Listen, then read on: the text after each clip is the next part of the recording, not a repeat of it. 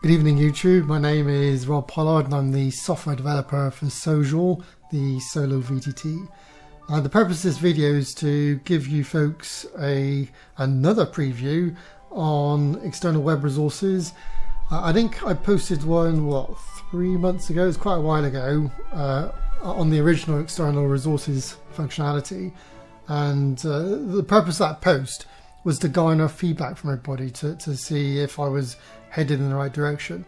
And for those who don't know, external resources, they're a way of embedding web pages in Sojour and then having Sojour interact with them. And for the demo in that video, I think I used Traveler Map and also DDDice. And I'll be using DDDice throughout, so they're a really good web resource for rolling dice. I highly recommend you visit them, and I'll leave you a link below. And I'll also leave a link, which you should see top right, to the original video. And hopefully the version I show you now is going to be a lot simpler, because the original trigger editor in that first video that I put up looked like this. And as you can see, unless you have a technical background, it's probably a little bit too much, I think, for people. And I think reading between the lines, that's the kind of feedback that I got back. And I did take that on board, and I have hopefully fixed that. And only you folks will be the judge of that, which is why I'm hoping you'll give me some feedback on this video as well. Now, when I put this video out, I was quite confident that I got it right, mainly because there was an earlier version which was even more complicated. I thought, yes, I simplified it, but no, it turns out I didn't simplify it enough.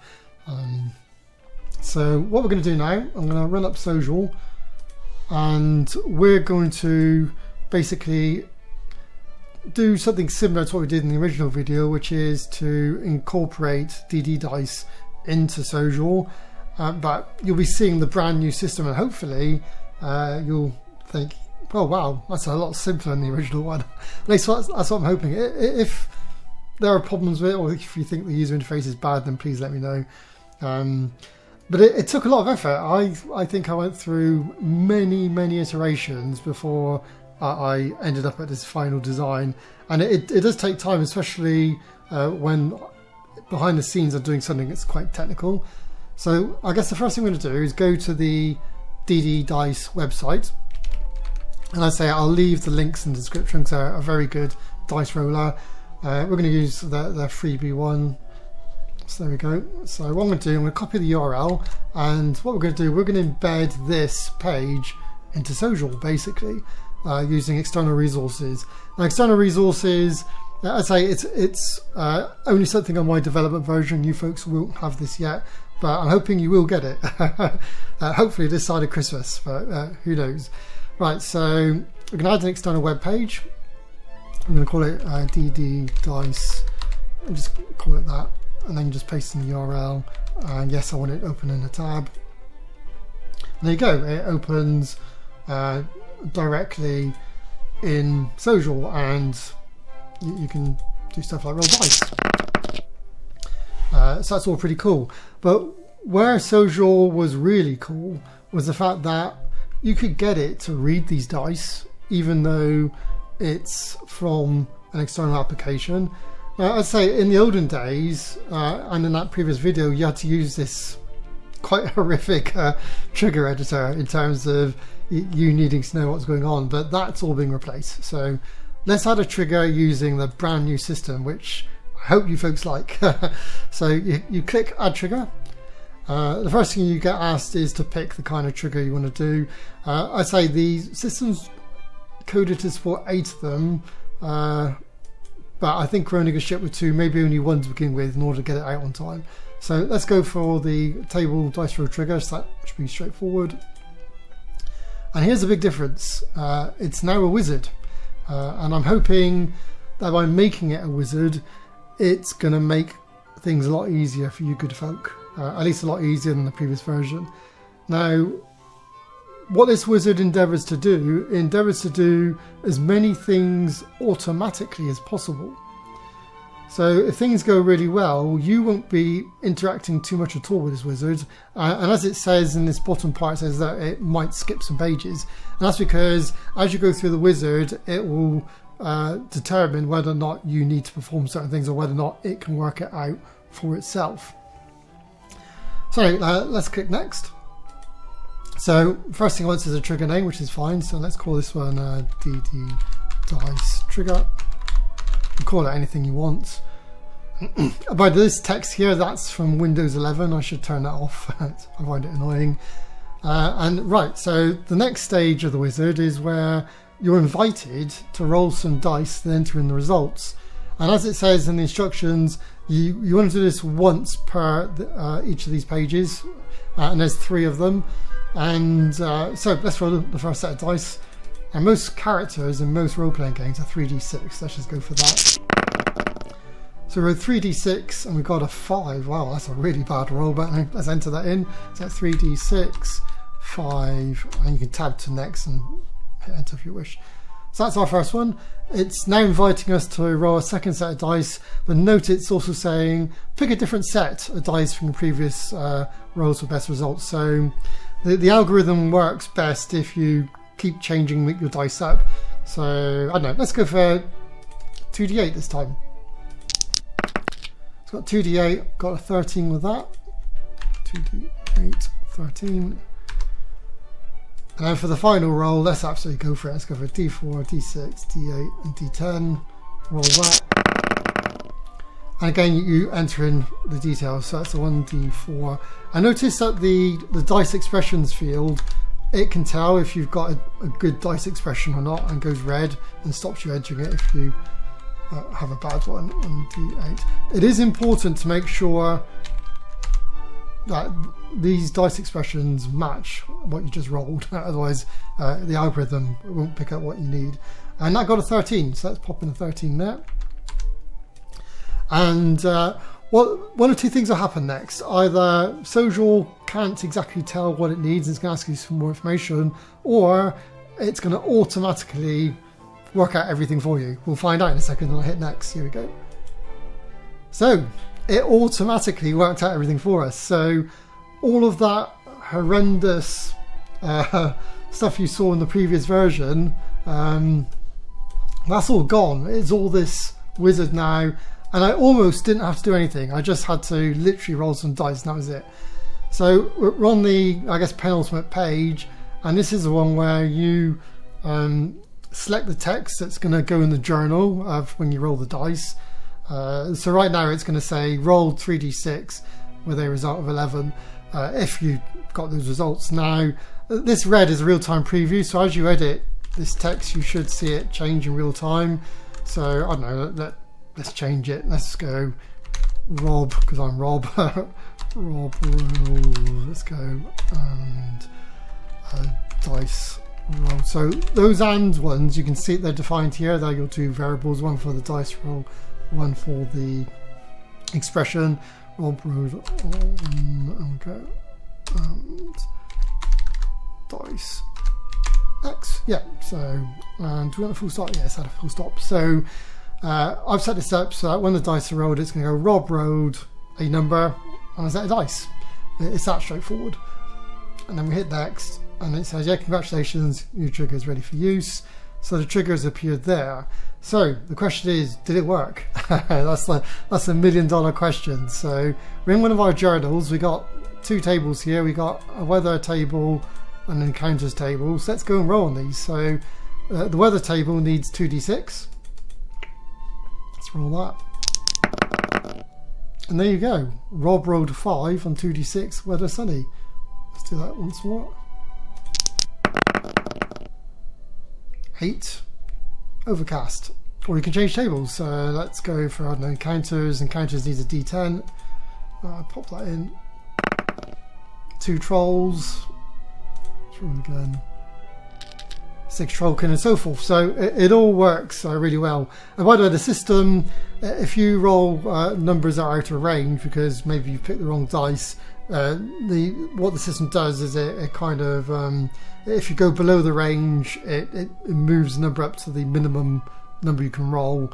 and if you go over the range to the maximum number. So for example, if I accidentally rolled, I don't know, a d20 and got 14 on this table, that would equate to 10 on the table. But I see the integration's pretty damn good in that we can now roll these dice. They appear on here, and I did almost nothing to set it up thanks to the wizard. So hopefully you folks find this a lot easier to use than the previous one. I'm hoping you don't need any technical knowledge. What I will do, I want to show you some screenshots from some of the other pages on the wizard that can appear if things go slightly hairy, just to give you folks a bit of a preview. So the first one, and this is one I've never seen appear, is the pick the request page. So this page comes up if Sojour's detected that there's several requests that could be candidates for it to know about the dice rolling. And you get maybe 2 or 3 options here. You just go pick one and hit next. But I say I've never seen that one come up because Sojour is normally really good at automatically picking the requests. So I've never seen that one. Now another one I've never seen is the dice expression one. So this is this page will come up if Sojour doesn't exactly know where to get the dice expressions from. And again, I've never seen this because Sojour seems to be very good at automatically determining the correct field for this. And then the final page, and this is one I have seen occasionally, is sometimes Sojour isn't too sure which fields to use on the web page to get the dice roll. And the few times this has come up, it gave me exactly 2 choices. It gave me this one, total value, and another choice which I can't remember what it said offhand, but it the words had no bearing or relation to dice rolling. So when you click on the drop down, it's very easy to see which of the 2 it was, and it's a straightforward pick. I say most of the time you won't see these pages because Sojour will just work things out like it just did for us. But if for the occasion where it can't, it will provide these drop downs to let you pick. And I say I've only ever seen this one appear a few times, and on every occasion it's shown up, only 2 options were given to me, one of which was very obvious to pick and one of which wasn't. So yeah, that's what I wanted to show, I guess. Hopefully you'll see it's a big improvement of the previous one. It took me a lot of time because I went through so many different iterations of the design. That and the fact that this is an indie project, so it's something I do in my spare time, and because I'm a man of 1,000 hobbies, squeezing in the time can be problematic sometimes. And I think the idea I got for the new design was actually from one of the YouTubers that responded to my last video, and they basically offered the solution of, well, why don't I filter the requests and responses based on the dice rolled? And I thought, yeah, we could run with that. And it evolved through several iterations to eventually getting to the wizard that you now see. Now, I don't think I can make it any simpler than this. I'm hoping everyone's going to be happy with it in its current state. And if you are, then I'll carry on and get it, I guess, production ready so that you folks can get it in your midst. And it's not just DDDice you can put in here, you can put it in any web page that you want. The limitation with regards to triggers though, and I'm about to get a little bit technical here, is I guess there are 2 kinds of web pages that you come across. There are the kinds where you're talking to a server, like we were with DDDice, sorry. And those, the trigger system works really well because it can read the network calls. But there are others where the web page is like the application itself. It's like a JavaScript app. And for those JavaScripty ones, the trigger system in Sojour can't read those because they're all internal. They're literally no network calls unless you're really lucky. So I guess your mileage will vary. Now, in terms of the dice trigger itself, my intent is to offer the ability to turn off the dice expression, so that you're only focused on the actual dice rolls, because some people might not be interested in the expression, and some websites might not even provide an expression anyway, so I want to make that an optional thing. I'm also toying with the idea of adding, I guess, some kind of mapper as an optional page. The idea being that, I don't know, say a web page did cards, then I could provide you the ability to enter in the card names and alongside those map the equivalent dice roll numbers. That one I'm still on the fence for implementing, mainly because my current thought, which is probably the right way to do it, is that it's not a problem with the dice trigger per se, it's a problem with the tables, i.e. Sojour's tables should allow you to use cards. It's just that they don't right now. They're just purely numeric based. But there's no reason why I couldn't update these tables to support cards. But again, that's a time thing, and I need to weigh up priorities. For those that don't know, all these updates are free. Once you buy Sojour, your one-off $10, you get these updates for free for as long as I'm working on it. And as I've said in previous videos, I use this for my own campaigns. If you can see a few of them there. And because of that, I always I have this drive to upgrade it and update it. As to the fact that I get a lot of user feedback saying, wouldn't it be good if it did this? Wouldn't it be good if I did that? And I take most user feedback seriously. And if you read through some of the reviews on DriveThru, there are quite a few reviews where people said that I do actually respond to feedback. And in fact, the wizard that you see for the triggers here, that's all based on your feedback from the previous video, which I'd like to thank you all for, because without that feedback, we wouldn't have, I think, such a good system right now. You'd end up with a slightly dodgier and more technical previous system. So that's it. That's enough waffling for me. Thank you for watching. Like, subscribe, all the usual things that YouTubers tend to do. And I'll see you in the next one. Thank you and goodbye.